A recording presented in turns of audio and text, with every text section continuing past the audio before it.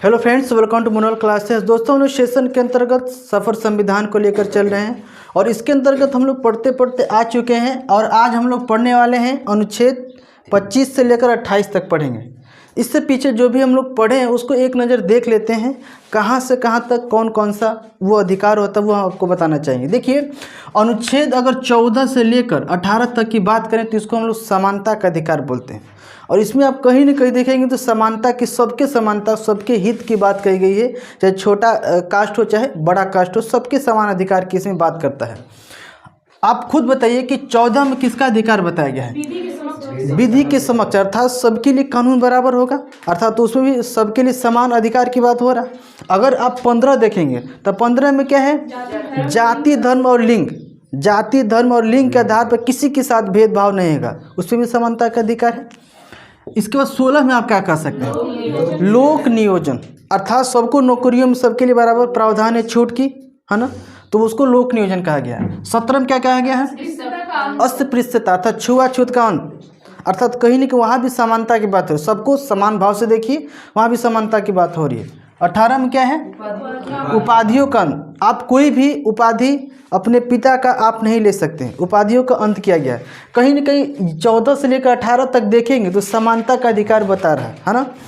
इसके बाद अगर 19 से लेकर 22 तक जाएंगे तो स्वतंत्रता का अधिकार दिया गया है। हम स्वतंत्र हैं और हमको यह अधिकार है, हम भारत स्वतंत्र देश में रहते हैं। चलिए इसको भी देख लेते हैं। 19 में क्या है?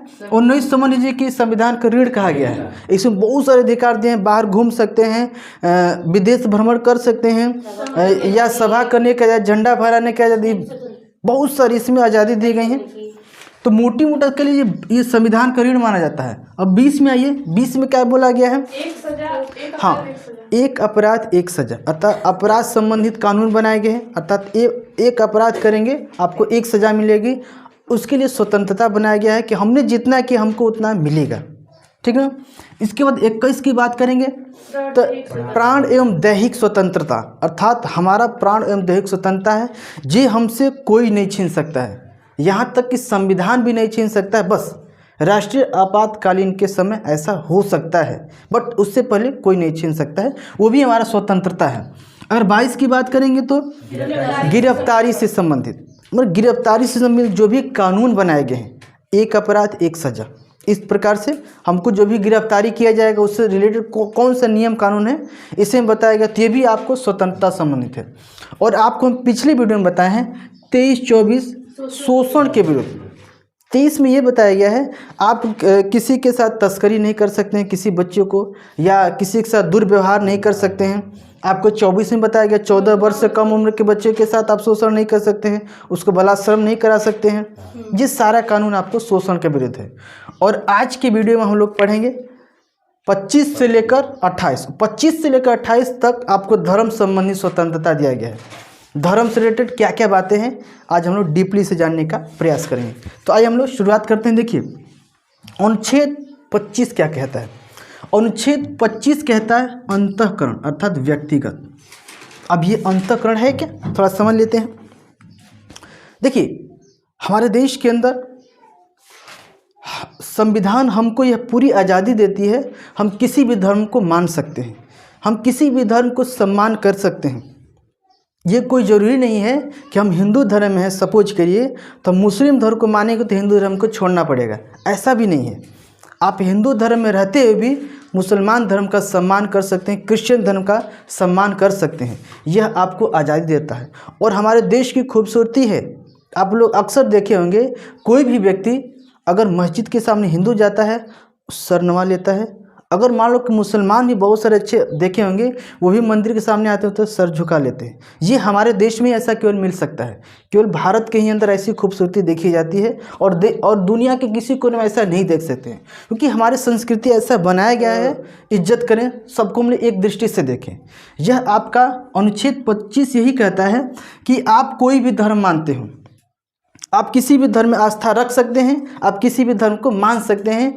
इसी का कारण है कि आज हम हिंदू धर्म में रहते हुए भी क्रिश्चियन धर्म को भी अपना लेते हैं, इस्लाम धर्म को भी अपना लेते हैं, बौद्ध धर्म को भी अपना लेते हैं, एक धर्म में रहते हुए।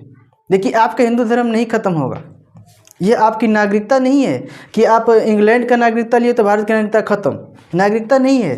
नागरिकता में ऐसा होता है। बट आप धर्म चाहें तो एक धर्म रहकर 3-4 धर्म को मान सकते हैं। हम तो सभी धर्म को मानते हैं, सबका सम्मान करते हैं। ये हमें अपने मन से नहीं करें, ये हमको स्वतंत्रता मिला है, संविधान द्वारा हमको आज़ादी है, हम सम्मान कर सकते हैं, ये हमको आज़ादी दिया गया है। ऐसा नहीं है कि आप किसी धर्म को मानें, लेकिन इसमें एक चीज़ और नियम बताया गया, अगर आप किसी धर्म को मानते हैं तो मानिए आप उसका प्रचार प्रसार भी कर सकते हैं, कहीं भी गोष्ठियाँ कर सकते हैं, अपने धर्म का कहीं भी प्रचार कर सकते हैं, इसकी छूट है, खुली छूट है। बट एक चीज़ में संविधान खुद रोक लगाती है, अगर आप किसी धर्म को मानते हैं बहुत बढ़िया है, मानिए, बट अपने धर्म के आगे दूसरे धर्म का आप नीचा नहीं दिखा सकते हैं। सपोज करिए कि मान लिया हम इस मुस्लिम धर्म को मानते हैं तो हम हिंदू धर्म को नीचा नहीं दिखाएंगे, ये कहीं न कहीं गलत है।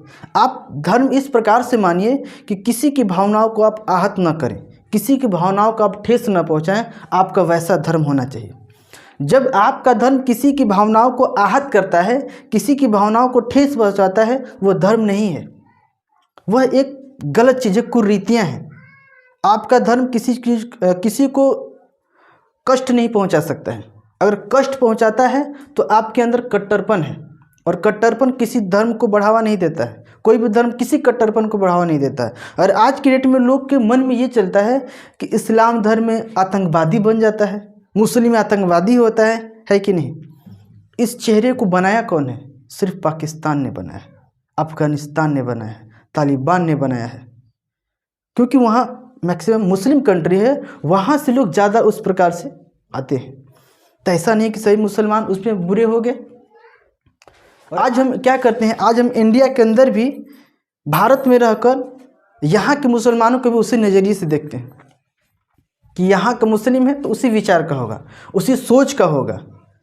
इक्का दुक्का हो गए, उसके वजह से पूरा जाति बदनाम है। आज की डेट में पूरा इंडिया लेवल का, पूरे विश्व स्तर पर आप देखें तो आतंकवाद में सबसे अधिक संलिप्त मिलेंगे तो आपको वही लोग मिलेंगे। उनकी वजह से सारा कौम बदनाम है कि नहीं? पाकिस्तान में क्या सभी लोग आतंकवादी हैं?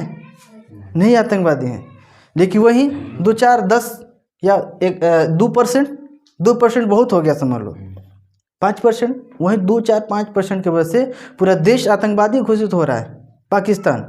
मतलब कि हमको धर्म उस प्रकार से मानना चाहिए ताकि कोई दूसरा धर्म आहत न हो, किसी दूसरे धर्म को उससे हानि न हो, किसी दूसरे धर्म को उससे चोट न पहुँचे, ऐसा आपको मानना चाहिए। तब आपको अच्छा माना जाए कि नहीं, आप ठीक ठाक धर्म को अपनाने वाले हैं, है ना।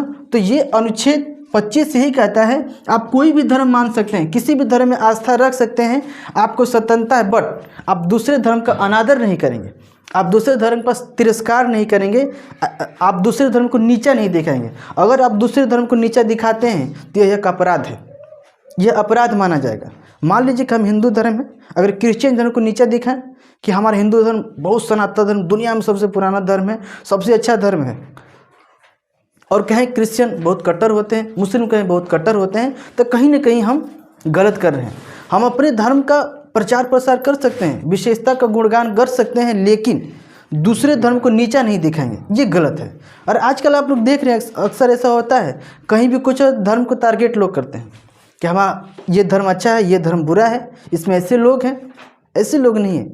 धर्म कभी भी कोई बुरे विचार को नहीं जन्म देता है, धर्म अच्छी चीज़ को बढ़ावा देता है, बट हम लोग उसको गलत तरीके से ले लेते हैं। ये हमारी कमियां हैं, हम लोग को ऐसा नहीं करना चाहिए। हम लोग जब आज के डेट में पढ़े लिखे समाज के अंदर का जी रहे हैं, ऐसा नहीं तो आज भी हम लोग पंडित मुल्ला काजी के नाम पर चल रहे हैं, जो वो लोग कह रहे हैं वही मानना चाह रहा है, ऐसा नहीं हो रहा है ना। आज हम लोग पढ़े लिखे हैं, किसी पंडित जी की बात को मानकर नहीं चल रहे हैं, हम लोग सैद्धांतिक बात को मान रहे हैं। हम लोग को प्रूफ बात चाहिए, आज वैज्ञानिक जो है हर चीज़ का प्रूफ चाहिए, उस चीज़ को लेकर चल रहे हैं, कहीं ना कहीं ठीक ठाक है ना। हर चीज़ को हम लोग को एक सही चीज़ हम लोग जानने की कोशिश कर रहे हैं, ये भी एक अलग अच्छी बात है। पहले क्या होता था, जो पंडित जी बोल दिए उस चीज़ को हमको मानना होता था। बोल दिए कि आज यह गांव में दोष है, इसको निवारण करने के लिए इतना यज्ञ करना है, इतना बलि देना है, तो देना होता था। लेकिन आज ऐसा नहीं है, हम लोग अच्छे युग में जी रहे हैं। आप लोग मान के चलिए हम लोग अच्छे युग में जी रहे हैं, सबको स्वतंत्रता है, और महिलाओं तो सबसे ज़्यादा खुश हों कि आप एक नव युग में जी रही हैं, आपको हर एक चीज़ की आज़ादी दिया गया है। नहीं तो यही महिलाएं हैं जिनके ऊपर घूंघट पड़ता थी कि घूंघट से बाहर नहीं आ सकते थे, घर के चरदीवारी से बाहर झांक तक नहीं सकती थी।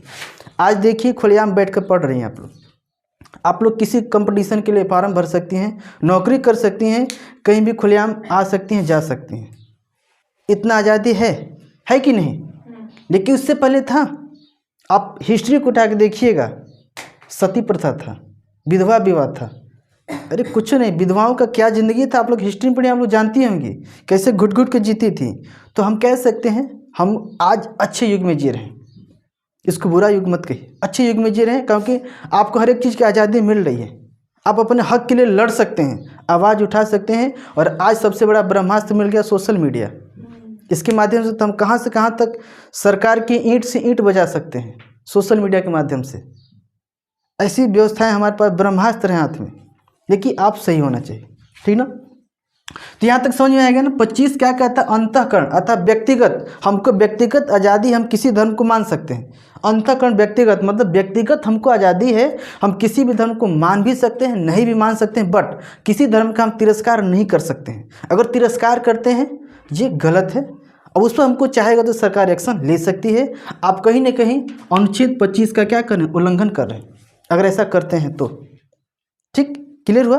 देखिए अनुच्छेद 26 क्या कहता है? धार्मिक क्रियाकलाप, आप धर्म से रिलेटेड कोई यज्ञ को करा सकते हैं, वहाँ कोनो पुलिस प्रशासन नहीं कहता हो और मदद करेगी, प्रशासन वहाँ और मदद करेगी। अगर कहीं भी जुलूस निकलता है दुर्गा पूजा का, बड़ा सा चाहे जलसा निकलता है, अगर बड़ा बड़ा निकलता है, देखिए वहाँ पुलिस प्रोटेक्शन आती है, आपको वहाँ मदद करती है। वहाँ पुलिस आपको रोकेगी नहीं, क्योंकि उसकी आज़ादी है। आप जलसा कर सकते हैं, यज्ञ कर सकते हैं, यज्ञ में हजारों संख्या में लोग फेरा लगा सकते हैं, कोई इस पर दबाव, कोई प्रतिबंध नहीं। हमारा जब मन तब हम यज्ञ कर सकेला। ऐसा नहीं है कि इस समय नवरात्र बतबे करब, हमारा मन बस सावन में, तो हम सावन में यज्ञ करा सकते हैं। हमको आज़ादी है, हमको आज़ादी दिया गया है संविधान द्वारा। आप यज्ञ कर सकते हैं, जुलूस निकाल सकते हैं। देखा आज के रामनवमी, दशहरा पर बड़े बड़े जुलूस निकाले जा रहे हैं। ये टोटल आज़ादी दिया गया है, अपने मन से नहीं, संविधान खुद आज़ादी देता है। आप ये कर सकते हैं, यह एक धार्मिक आज़ादी है। आपको धर्म से संबंधित क्रियाकलाप कर सकते हैं। क्रियाकलाप का मतलब जो भी धार्मिक क्रियाकलाप के अंतर्गत यज्ञ हो गया, जलसा हो गया, जुलूस हो गया, आप निकाल सकते हैं, आपके ऊपर कोई प्रतिबंध नहीं लगेगा। समझ रहे हैं ना। अगर हम बात करें अनुच्छेद 27 की, अनुच्छेद 27 धार्मिक कार्य में रखे धन पर कोनो टैक्स नहीं लगे। तो कितना बता दें, अगर मंदिर के नाम पर करोड़ों रुपया आ रहा है, उस पर सरकार 1/54 टैक्स नहीं ले सकती है। सरकार 1/54 टैक्स नहीं ले सकती है, क्योंकि वह जनता द्वारा दिया गया पैसा है, वो धर्म के नाम पर दिया गया पैसा है। और आपको ये भी हम बता दें कि सरकार, एक लोग और हैं जिन पर टैक्स नहीं लेती है। राष्ट्रपति के सैलरी पर 1 रुपया टैक्स नहीं कटता है। राष्ट्रपति का जो होता है ना, प्रधानमंत्री के सैलरी पर तुम्हारा टैक्स कटेगा, मुख्यमंत्री कटे, लेकिन राष्ट्रपति भारत का प्रथम नागरिक है, उसके सैलरी पर 1 रुपया टैक्स नहीं कटता है। और दूसरा, यहाँ मंदिर मस्जिद में जितना भी लाखों करोड़ रुपया का अगर दान जाएगा, 1 रुपया सरकार टैक्स नहीं लेगी। कहीं ना कहीं अगर माने तो वो सब खाते नहीं हैं। कहीं ना कहीं देखना, हॉस्पिटल होगा, उसके नाम पर हॉस्पिटल होता है, उसके नाम पर बड़ा बड़ा धर्मशाला खोला गया होता है, उसके नाम पर विकलांग स्कूल खोला गया होता है। वो लोग वैसा कार्य भी करते हैं। हम जहाँ पढ़ रहे थे बरेली में, Shri Siddhivinayak group of institute था, वह एक ट्रस्ट से जुड़ा था। अब वो ट्रस्ट के माध्यम से था, यहाँ से जो भी फीस उस कलेक्शन होते थे डायरेक्ट ट्रस्ट में जाते थे। अब वहाँ से उसका एक हॉस्पिटल भी था, उस हॉस्पिटल में वैसे लोगों का, निसहाय लोगों का मदद भी किया जाता था। तो जो भी धार्मिक मंदिर होते हैं, मस्जिद होते हैं, ऐसा नहीं कि पैसा खा जाते हैं, उसका उपयोग भी करते हैं। उतना लोगों को फ्री में खाना खिलाते हैं, देखते हैं आप, खिलाते हैं कि नहीं। उतना बड़ा बड़ा व्यवस्थाएं करता है। फिर जगह जगह आप देखेंगे ना, इनके नाम से हॉस्पिटल भी होते हैं जो कम पैसा में इलाज करते हैं। तो कहीं ना कहीं इसका उपयोग भी होता है और बहुत मायने में दुरुपयोग भी होता है। अगर बड़े बड़े नेता हैं, पता है क्या करते हैं, अपने लाखों करोड़ों अरबों रुपया को मंदिर में देकर छुपा लेते हैं। क्योंकि मंदिर में अगर पैसा गया ना उनके नाम पर, वहाँ का महंत से सेटिंग होता है कि हम आपको 10 करोड़ रुपया दे रहे हैं, आपको 1 करोड़ दे देंगे, 9 करोड़ हमारा सुरक्षित रखिएगा, नहीं तो सरकार हमसे टैक्स लगी। अब मंदिर के नाम पे, या मंदिर के नाम पे अकाउंट भी खुला है, उस पर बैंक वाले 1 रुपया टैक्स नहीं लेगा। वो तो मंदिर के नाम पर पैसा गया, उस पर टैक्स नहीं लेगा। इसका मिसयूज भी कहीं ना कहीं होता है, बहुत जगह मिसयूज होता है कि लोग बड़े बड़े मंत्री होते हैं, ज़्यादातर अपना पैसा मंदिर मस्जिद में दान के नाम पर देते हैं, लेकिन नाम उन्हीं का होता है, वो कभी उसको उपयोग कर सकते हैं क्योंकि वहाँ टैक्स नहीं कटेगा। अब बहुत ज़्यादा काला बाजार यहाँ भी होता है। हमारे पास अरबों रुपया हम गोल्ड मनी में कन्वर्ट कर लिए, इतना बड़ा बड़ा सोना का ईंटा बनवा लें, वही पैसा का 1 करोड़ 2 करोड़ 4 करोड़ का। ऐसे भी होता है। जब मोनेटाइजिंग हो रहा था ना पैसे का, जब नोटबंदी हो रहा था, ऐसा बहुत हुआ था। उस कागज़ को गोल्ड मनी में कन्वर्ट किया गया था, कागज़ मनी को गोल्ड मनी में, क्योंकि वो कागज़ मनी फिर बैंक में जाता। इनके पास एकाएक इतना करोड़ रुपया कैसे आ गया, कहाँ से है, अर्थात इन्होंने ब्लैक मनी किया है। इससे बढ़िया कि हम गोल्ड मनी कर लें, रखें, वो कब भी चाहेगा, सोना है तो। ऐसा हुआ था। तो कहीं ना कहीं देखिएगा अनुच्छेद 27 में आप मान के चलिए कि जो भी धार्मिक कार्य में धन इकट्ठे किए जाते हैं उस पर गवर्नमेंट 1 रुपया का टैक्स नहीं लेती है, कभी भी टैक्स नहीं लेती है, ठीक ना। जैसे शिरडी साई मंदिर है, बाप रे बाप, बोरा बोरा भर भर के रोज पैसा वहाँ ठुसाला, इतना पैसा पड़ता है शिरडी साई मंदिर में। तिरुपति बालाजी मंदिर, यहाँ पर बहुत इतना चढ़ावा रोज का होता है ना, मैंने कि बहुत पैसा, मैंने कि कई लाख रुपया का चढ़ावा होता है रोज, एक दिन में। हाँ, ऐसे पैसा बोरा बोरा पैसा कसाना ही तरह।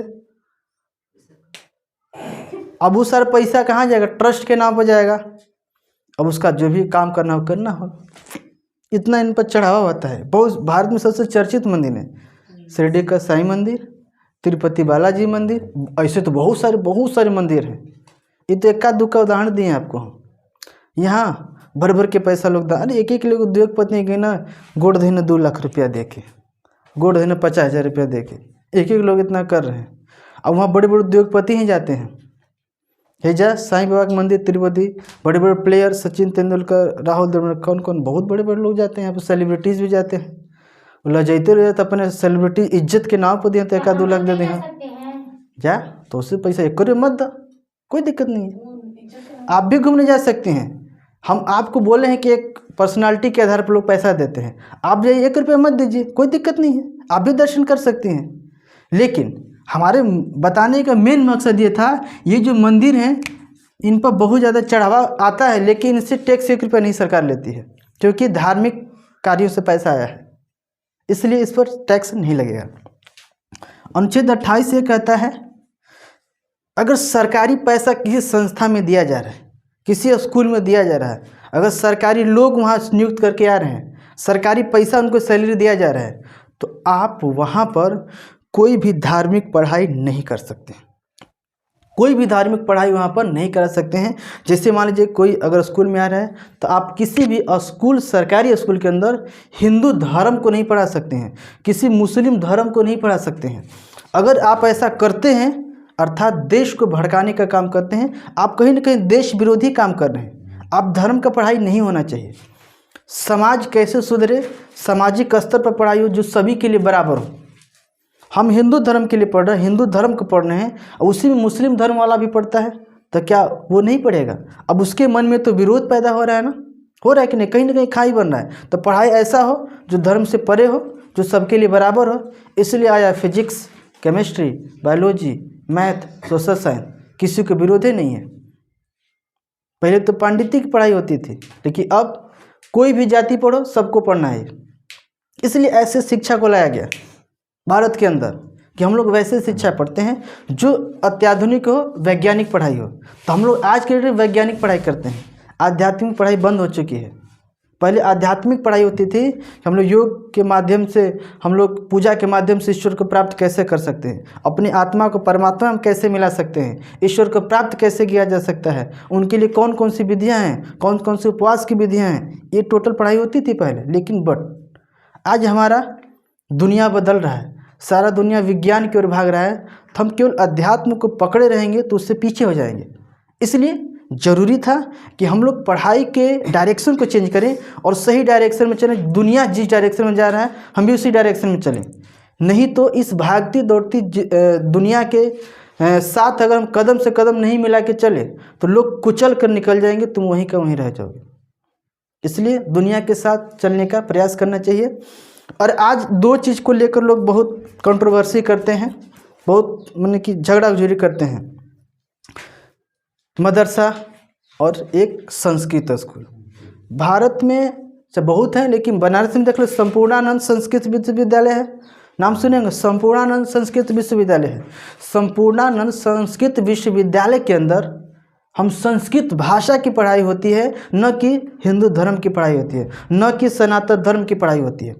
वो संस्कृत एक भाषा है, भाषा की पढ़ाई हो सकती है, क्योंकि भाषा को पढ़कर लोग, बहुत सारे लोग आचार्य बनते हैं, बहुत सारे लोग संस्कृत का विद्वान बनते हैं। उसको पढ़ाई करना सरकार खुद उसके लिए मदद करती है, पैसा देती है। बट अगर उसमें कोई धर्म, पर्टिकुलर धर्म की पढ़ाई होने लगे कि हिंदू धर्म ये है, हिंदू धर्म ऐसा रहना चाहिए, वो करना चाहिए, ये करना चाहिए, वो गलत बात है। अगर हिंदू धर्म में एक दूसरे धर्म को प्रति भड़काया जाए, हम लोग हिंदू धर्म में सबसे ऊंचे धर्म है, हमको और भी जो निचला धर्म नीचे है हमसे, उनको इतना सम्मान नहीं देना चाहिए, कहीं ना कहीं ये गलत है। इसलिए इस चीज़ को मना करता है। वही दूसरी बात मदरसा आती है। मदरसा में देखिएगा आप, उर्दू की और फारसी की पढ़ाई होती है।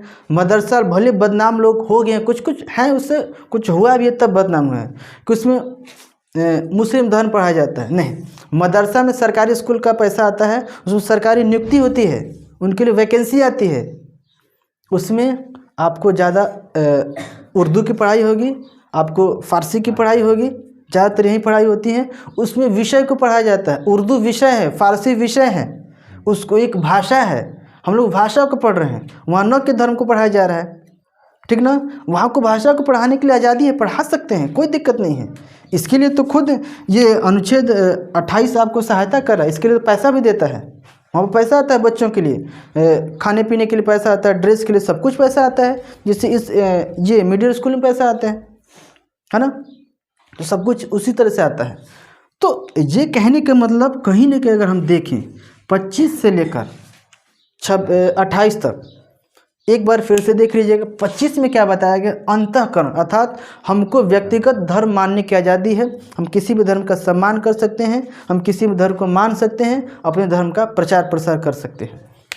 26 ने यह बताया कि धार्मिक क्रियाकलाप, हम धार्मिक क्रियाकलाप के अंदर जुलूस निकाल सकते हैं, यज्ञ कर सकते हैं, पूजा पाठ कर सकते हैं, कहीं भी धर्म के नाम पर जाकर यात्राएं भी कर सकते हैं। कांवड़ यात्रा होता है ना, कांवड़ यात्रा भी इसी में है ना, लोग जाते हैं लेकर, सारा चीज़ में कर सकते हैं, क्रियाकलाप हो गया। अनुच्छेद 27 कहता है धार्मिक कार्य के लिए जो भी धन है, पैसा इकट्ठा हुआ है, उस पर सरकार को 1 रुपया हम टैक्स नहीं देंगे, टैक्स फ्री होता है। क्या होते हैं, टैक्स फ्री होता है। और लास्ट आपका 28 ये कहता है कि सरकारी जो पैसा है किसी संस्था में जा रहा है, वहाँ धर्म की पढ़ाई नहीं होगी।